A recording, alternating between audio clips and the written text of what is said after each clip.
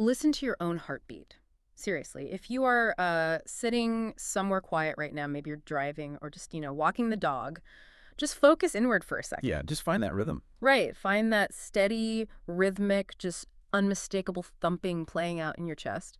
Because it is. It's a biological metronome. It's calm. It's reassuring. It's the sound of a system in equilibrium. Exactly. It's a living system in perfect, unyielding equilibrium. And every single time that muscle contracts, it's distributing life. It's, distributing vital energy and oxygen out to every single extremity of your body. Your baseline is functioning perfectly. Which is what you want. Right.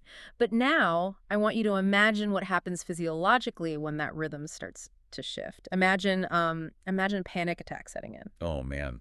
Yeah, the space between those beats just begins to shorten drastically. He does. You completely lose that steady, predictable cadence. The metronome just breaks. It speeds up, it gets super erratic, and it's not just the pace that you feel, right? It's the sheer volume of the pulse. It starts to it starts to swell aggressively inside your ears. Like it's taking up all the space in your head. Exactly. It feels heavier, it's louder, the bass drops completely out of the floor of your stomach. And that comforting biological rhythm is entirely gone, and it's replaced by this heavy, claustrophobic, just really uncomfortable drone in your head. Right. It's the kind of physiological distortion that makes the hair on your arms stand up. It feels like your internal system is fundamentally violently tearing itself apart from the inside. Which, biologically speaking, is the body's alarm system.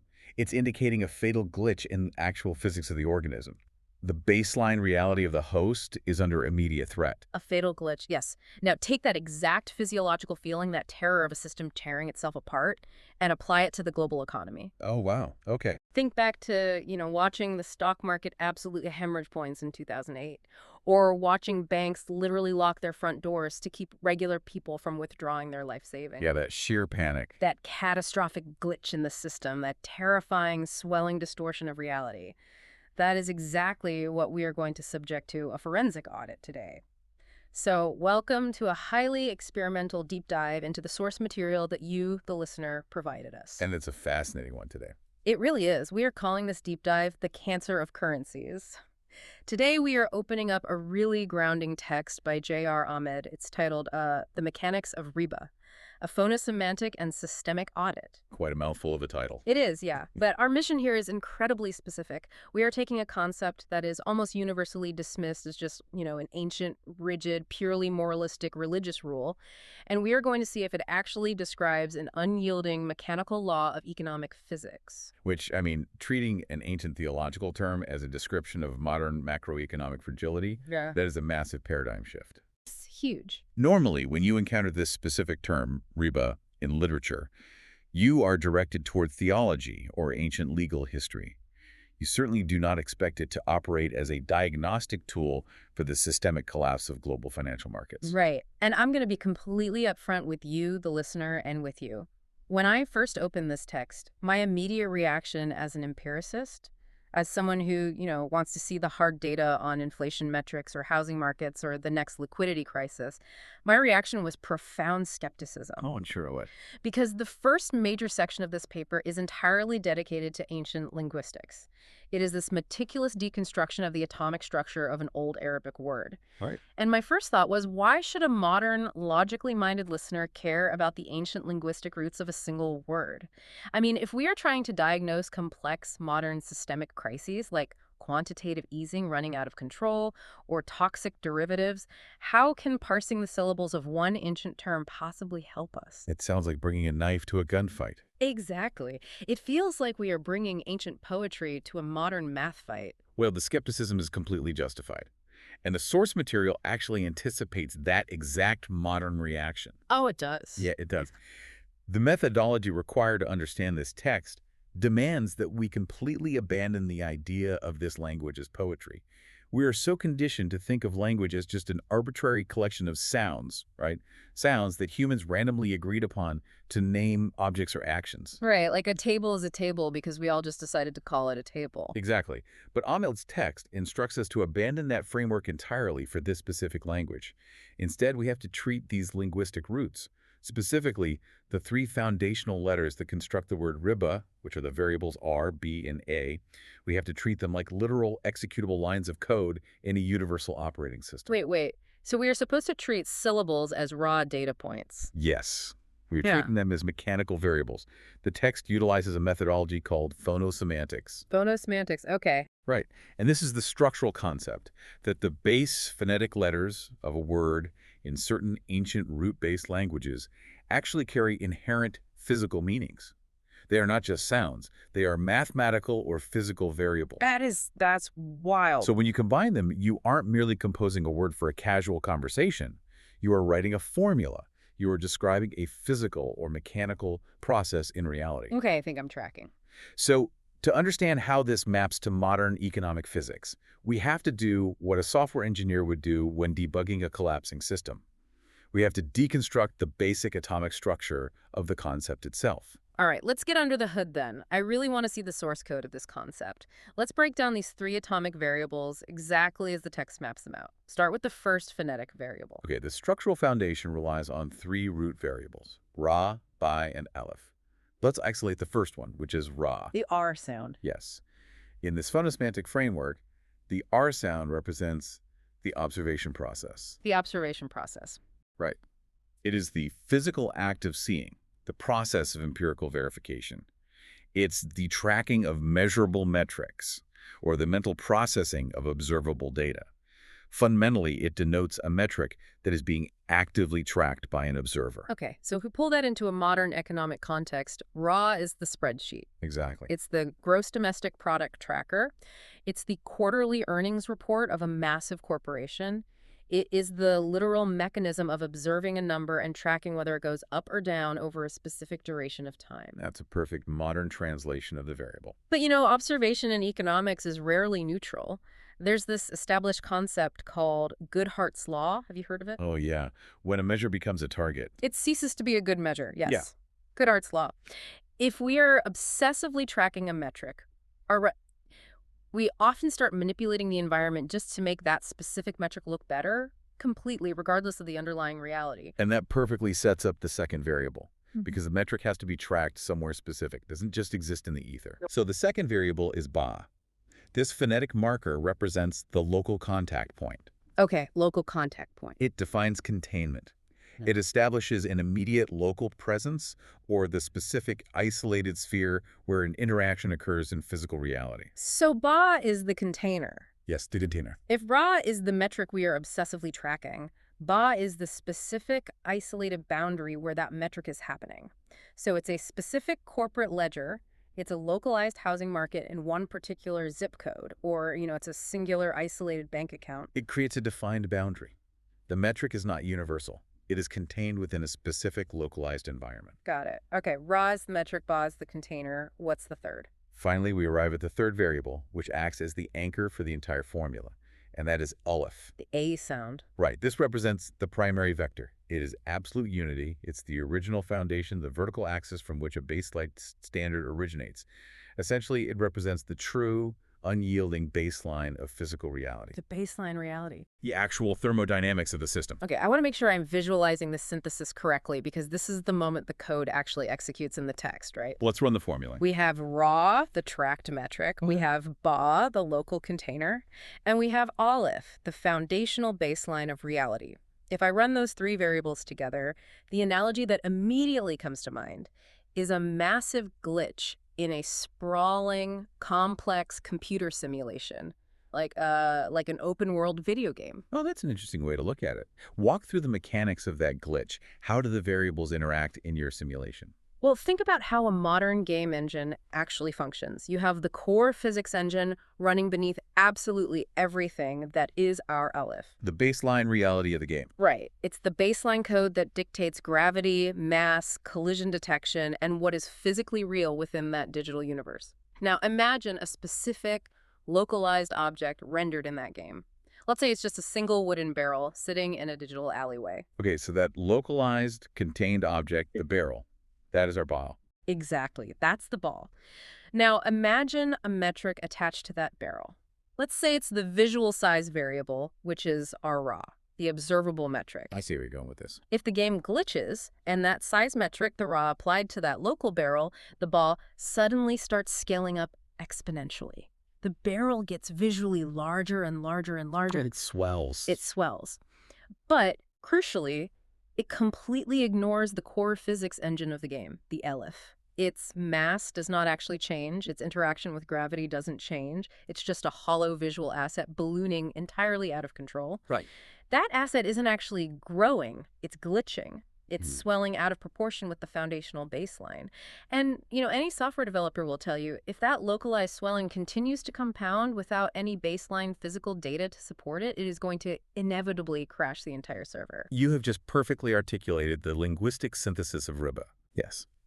When these three phonosemantic variables are integrated, the tracked metric applied to the local container, moving away from and distorting the baseline reality, it outlines a highly specific process, the process of artificial, unearned swelling within a local environment. Wow. It is not true wealth. It is not actual growth. The text defines it purely as a localized metric, swelling completely out of proportion with its foundational baseline. So linguistically, before we even touch economics or banking or theology, the raw structural code of this word simply translates to artificial inflation. Yes. It means bubbling up or growing disproportionately larger without any foundational substance to support the new mass. The sequence is entirely mechanical. It begins with the observation process establishing a rate of movement. That metric hits the local contact point, causing a specific pocket or container to accumulate mass. But that accumulation stretches away from the primary vector of real-world value. It is, by definition, unbalanced artificial expansion. This fundamentally reframes the entire conversation for me, because if the structural code of the word translates to artificial swelling or a systemic glitch, we really have to examine how human society actually applied it. Because we didn't apply it like physics. No. Anyway, Historically, this concept was not treated like a line of physics code. It was treated like a very specific, rigid religious rule.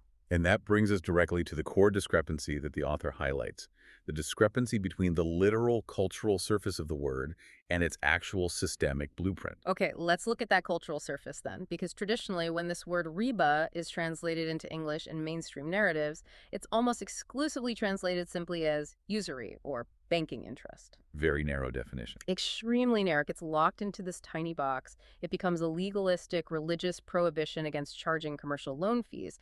And my pushback here is, how does a concept that is structurally so mechanically precise, this grand idea of a localized metric artificially swelling away from baseline reality, how does that get reduced to a moral sin about loan percentages? It's a great question. And the source material argues that this reduction happens because human societies routinely simplify complex universal laws into manageable moral rules for everyday life. So we dumb it down. Essentially, yes. Think about it. Ancient populations did not possess the vocabulary for macroeconomic theory, artificial asset inflation, or systemic market fragility. They didn't have the words for a housing bubble. Right. They weren't sitting around talking about quantitative easing. Exactly. So the mechanical law was distilled into a basic behavioral prohibition. Do not charge interest on loans.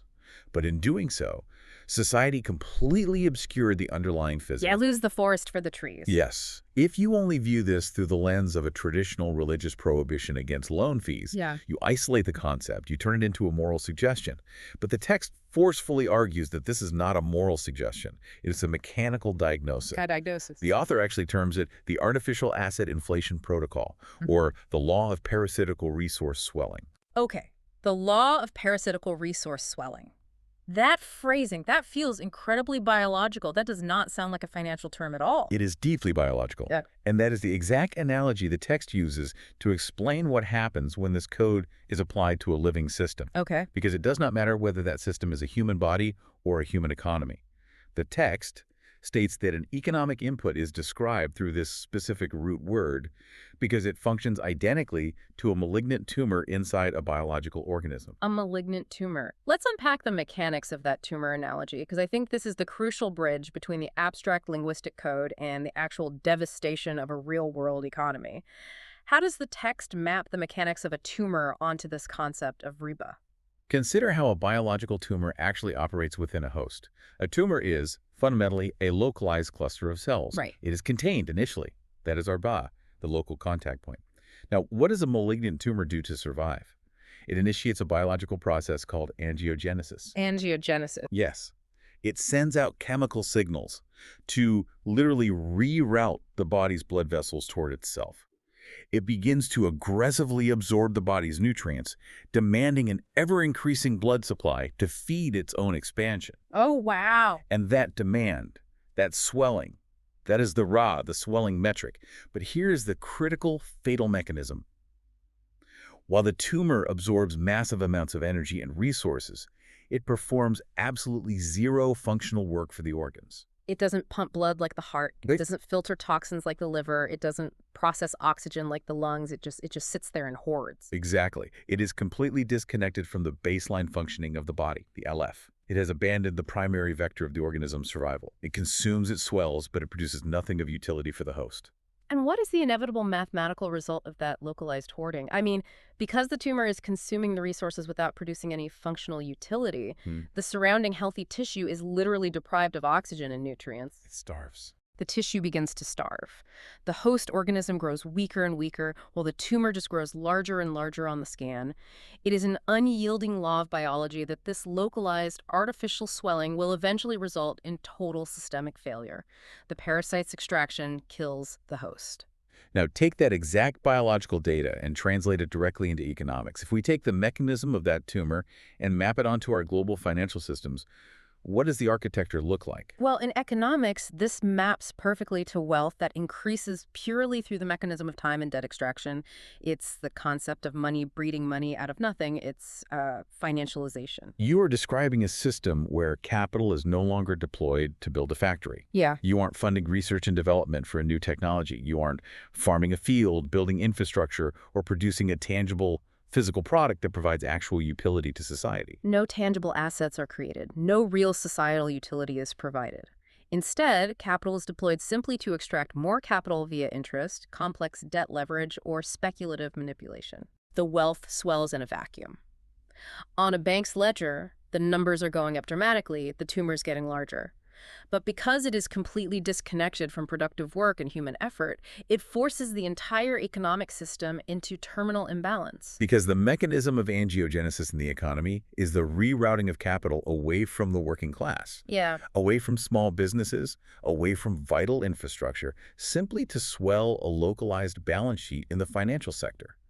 And just like the biological body, the surrounding economic tissue begins to starve. And we see the symptoms of that starvation everywhere, don't we? We really do. Living costs skyrocket. The purchasing power of the middle class is completely destroyed. Wages stagnate while corporate profits derived purely from financial instruments break records. The baseline reality of the economy, the actual production of goods and services by human beings, it just mathematically cannot support the artificial bloated size of the financial tumor. It can't. The text states that when a society allows money to breed more money out of nothing, wealth automatically and mechanically concentrates at the top. The foundations of the society crumble under the weight of unpayable compounding debts. It's inevitable. It is vital to understand that this is not a punishment from the sky. Yeah. It is the natural, inevitable consequence of running an extractive, parasitical financial system. You are violating the foundational laws of cause and effect. Look, I am tracking the logic completely. The synthesis of the phonosemantics into a biological and then economic model is structurally sound. It's very elegant. It is. But as an empiricist, if I am going to accept a claim about a universal law of economic physics, I require reproducible data. I really cannot build a massive macroeconomic theory based on the translation of one word in isolation. Fair enough. I need evidence that the source text actually uses this specific linguistic code consistently across different environments. I mean, if this is a universal law, it has to apply universally. Does the text actually back this up internally? It does. And the author dedicates a highly technical portion of the audit to proving exactly that consistency. Oh. The methodology utilized here is called tasrif. Tasrif. Okay. Essentially, it means cross-referencing the root word across its various occurrences within the original source text to verify its internal mechanical consistency. Okay, so checking the math. Exactly. The author audits 4 specific, distinct data points where this RBA root appears. The goal is to prove that it always describes the exact same mechanical process of localized swelling, regardless of whether the subject is biology, physics, geopolitics, or economics. Okay, let's test the data. Walk us through the audit. What is data point number 1? The first data point maps the natural swelling of the physical earth. This is found in Surah al-Hajj, chapter 22, verse 5.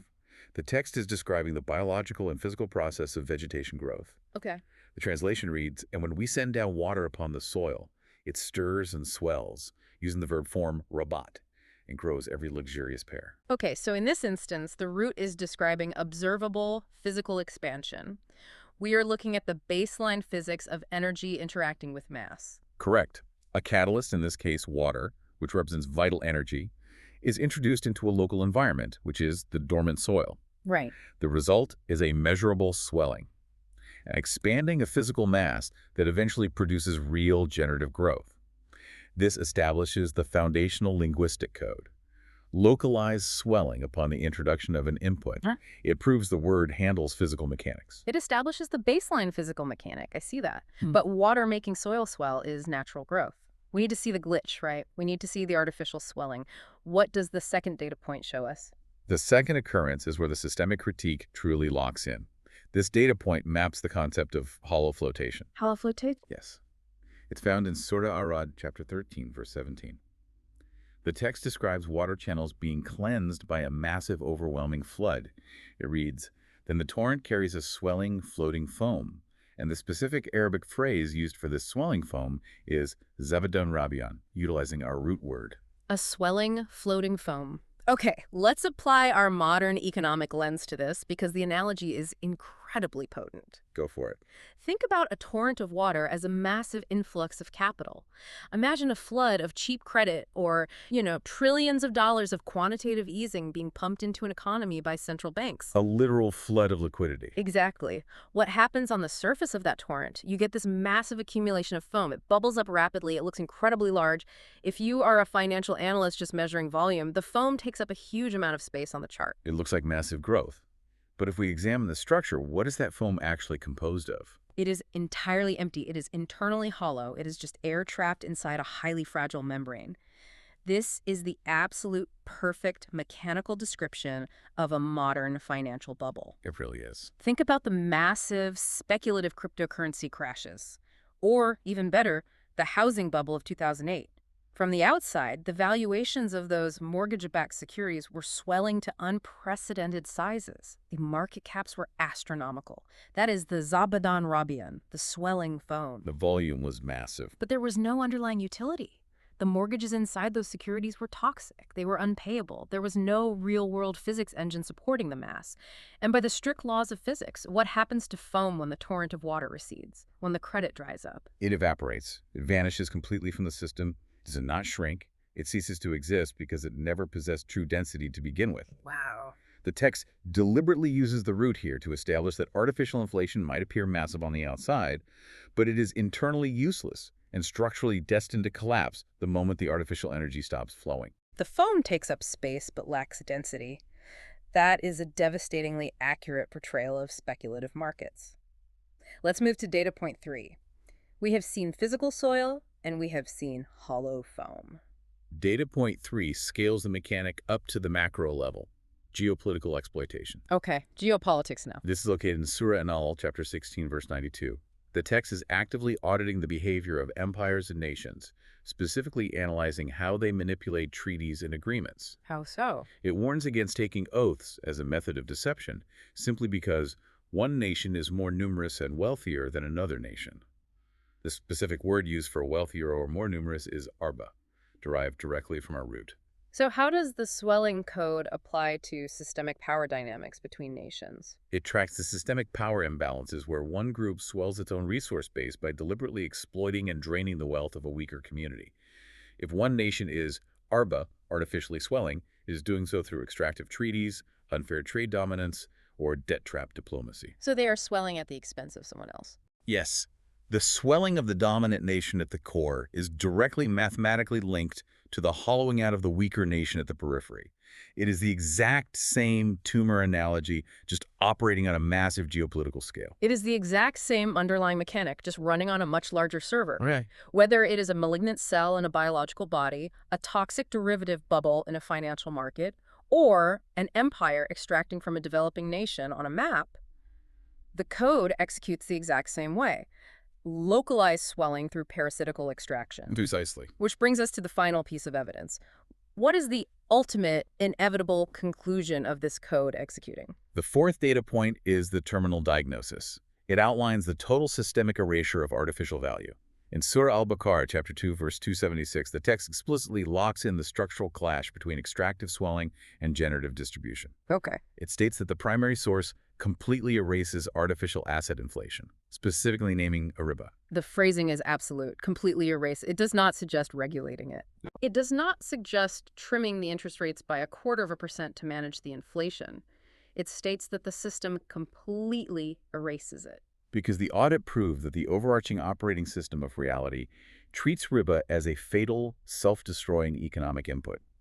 Because it violates the foundational laws of equilibrium and thermodynamics, the system is designed to automatically trigger a violent correction. The correction? Yes. This correction manifests historically as civilizational collapse, currency hyperinflation, or total market erasure. The system deletes the glitch to save the baseline reality. Okay, the internal data is remarkably consistent. The text is clearly not using the word casually or poetically. It is deploying this highly specific route to describe a very specific mechanical process across biology, physics, macroeconomics, and geopolitics. It's all connected. But to truly transition from this abstract data, these high-level physics and linguistic concepts, down to the concrete, visceral human impact, we really need a physical model. We do. Yeah. And the text provides an incredibly vivid physical model of how this economic cancer actually destroys a working community. We are calling this the dam parable. It is a brilliant systemic model because it forces the reader to visualize the invisible, abstract mechanics of the economy as a tangible, physical landscape. Right. So I want you, the listener, to build this landscape in your mind right now. Just close your eyes if you can. Imagine the sound of rushing, beautiful, flowing water. It is cascading down from a high hill, splashing through open channels, feeding into vibrant, green, sprawling gardens in a valley below. It's a peaceful sound. It is the auditory representation of absolute abundance and health. But then abruptly, that beautiful flowing sound is cut off. It's cut off by the heavy, grinding, brutal sound of massive stone blocks being dragged into place. The water completely stops. Just dead silence. And the silence that follows is broken only by the dry, brittle, heartbreaking sound of soil cracking under a baking sun in a dead valley. And then contrast that immediately, jarringly, with the echoing, luxurious splashes of a private swimming pool, hidden away behind high stone walls on top of the hill. That auditory sequence perfectly encapsulates the three distinct stages of the parable: the healthy generative system, the extractive intervention, and the fatal collapse. Let's break down the mechanics of the parable. What is the initial setup? The setup is a thriving town situated in a valley with a massive natural reservoir of fresh water located up on the hill. In its natural, healthy state, that water is meant to flow freely down through open channels into every single family's garden. So everyone gets what they need. The water allows vegetables to grow, food to be produced, and ensures that everyone in the community can eat and thrive. Okay, so if we map our economic variables onto this, the flowing water represents capital.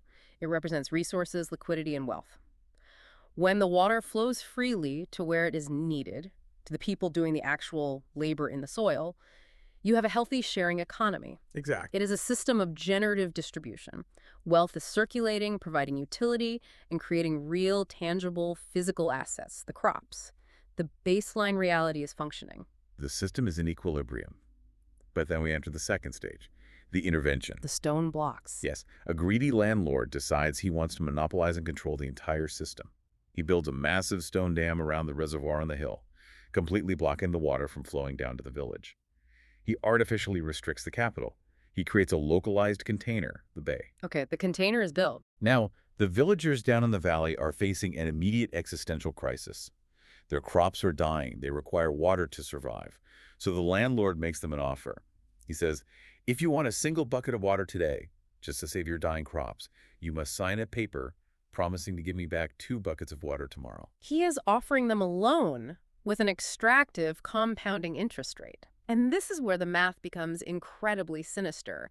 He is demanding future, unproduced wealth in exchange for access to current survival. And the village families, facing imminent starvation, have absolutely no leverage and no choice.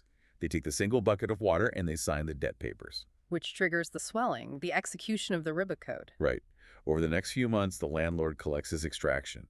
His private swimming pools, his massive water tanks behind the high walls on the hill, they swell up until they're overflowing. On paper, looking at his ledger, he is massively wealthy. He holds thousands of contracts promising him future water. His localized asset metric, his RAI is swelling exponentially. But this is the absolute fatal flaw in the landlord's logic. This is the real epiphany of this entire systemic audit. What is happening down in the valley while he counts his contracts? It's dying. Exactly. Because he has restricted the flow of actual capital to the working foundation of the economy, no real water is naturally circulating through the soil. The ground turns to dust. The crops wither and die. The families begin to starve. The real-world production engine, the alif, the baseline reality, has completely seized up. Which means the villagers have absolutely no food or water left to give the landlord. The entire economic life of the town shuts down. The physical reality can no longer support the math on the paper. And what happens to the landlord's supposed wealth? His wealth was nothing but a ledger of unpayable debt. He assumed his contracts were hard assets, but once the valley dies, his debt papers are functionally mathematically worthless. Just pieces of paper. He holds 2 million contracts for water that will never exist because the engine that produces it is dead. The extraction has killed the host. The landlord's swelling pool wasn't a sign of a booming, healthy economy. It was a leading indicator of total systemic collapse. That is the perfect distillation of the mechanical law. You cannot extract more energy from a system than the system is physically capable of generating. When you attempt to do so through compounding debt and artificial inflation, you destroy the productive base that your very wealth relies upon. It is the tumor killing the host, thereby ensuring its own destruction. It is a fundamentally suicidal mechanic, and this is where we have to pivot. Having diagnosed this cancer, having mapped its underlying code, and having modeled its inevitable collapse through the damn parable, we have to turn to the final forensic report in the text to find the systemic cure. We have to find the cure. Right. If this is a universal law, what is the equation of equilibrium? To find that equation, the text points us back to the full translation of that final data point we discussed earlier, Surah al-Baqarah, chapter 2, verse 276. This is where the dynamic equilibrium of the entire system becomes entirely clear. As we shift into this, I want you, the listener, to imagine that audio landscape changing one more time. The claustrophobic, swelling drones, the heavy grinding stone of the dam, the erratic, terrifying heartbeat, all of that tension that has underscored our discussion of Riba seamlessly fades away. It's gone. It is replaced by open, airy, highly resonant tones. It is the sound of deep, unobstructed breaths. It is the sound of a system finally finding its natural, unforced harmony. That auditory shift perfectly mirrors the text, because the verse introduces the exact opposite mechanic to Riba. The plain UK English translation provided by the author reads, "The primary source systematically erases the gains of artificial asset inflation or Riba and causes the outcomes of generative distribution advocat to swell with real growth." And the governing law of reality does not support any ungrateful denier of truth who persists in systemic imbalance. Systematically erases artificial asset inflation versus causing generative distribution to swell. There are two highly distinct halves to this law of physics. Let's look at the first half, the automatic destruction. Right. What stands out to me most here, as someone who looks for data, is that the text doesn't describe this destruction as some supernatural lightning bolt hurled from the clouds to punish wicked bankers. No, it treats it strictly as natural science. It is a thermodynamic correction. It is thermodynamic. When an economy floods its system with hollow money that has been bred entirely from debt without any real productive work, physical labor, or tangible assets behind it, the fundamental laws of reality dictate that the purchasing power of that money must plummet. You can't cheat it. You cannot simply print value into existence, so prices skyrocket, mortgages become unpayable, the cost of basic food becomes entirely untethered from the wages of the working class. And eventually, the fake financial system simply crashes under its own illusory hollow weight. It self-destructs. The system violently erases the glitch. You literally cannot cheat the universe's physics engine, no matter how complex your derivatives are. You cannot cheat the physics engine. That summarizes the first half of the law perfectly. The universe corrects the imbalance, often incredibly painfully. But then we have the second half of the law, which provides the cure, the real growth. Okay, tell me about the cure. The text uses the term etikat, which it translates systemically as generative distribution. Let's define generative distribution. What does that actually look like in structural contrast to the tumor of Riba? If Riba is the heavy stone dam that hoards capital and demands unearned extraction, Aidacot is the smashing of the dam. Ah, smashing the dam. It is the total removal of the blockages. When wealth is shared, when it is invested directly into real physical projects, infrastructure, small businesses, agriculture, education, technological innovation, and when it is allowed to flow freely through the community without the suffocating traps of compounding debt, the economy structurally thrives. The water reaches the extremities, the capillary action works. Exactly. The blood pumps all the way to the fingertips. Money flows down into the corners of society where it is desperately needed to fuel actual human effort. And when human effort is fueled, real tangible assets are created. Real utility is born. So that's the real swelling. This is the only way a system actually swells with true sustainable growth. The baseline expands because the reality of the production is expanded, not just the isolated metric on a ledger. Okay, to synthesize this entire forensic audit for you, the listener, the core message of this deep dive is this. The universe, the fundamental architecture of physical reality, simply does not tolerate economic monopolies. It does not tolerate parasitical hoarding. It physically rejects it. You cannot achieve permanent safety and you cannot build a lasting civilization by inventing clever debt laws and complex financial instruments designed to bleed a working community dry while you sit safely behind a wall. The math does not work. The biology does not work. The physics do not work. Eventually, the valley dies. And when the valley dies, the hill collapses. If you want true progress, if you want permanent structural stability for a society, you have to smash the extractive dams. You have to align your economic inputs with the unyielding laws of generative distribution.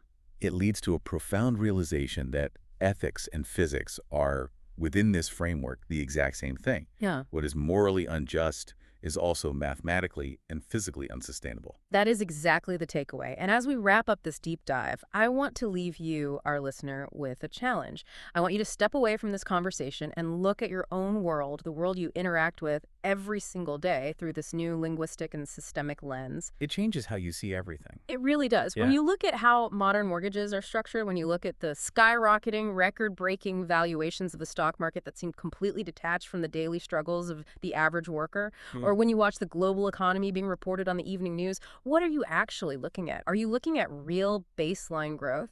Or are you just staring at swelling floating foam? I want to build on that and leave you with a chilling final extrapolation to mull over.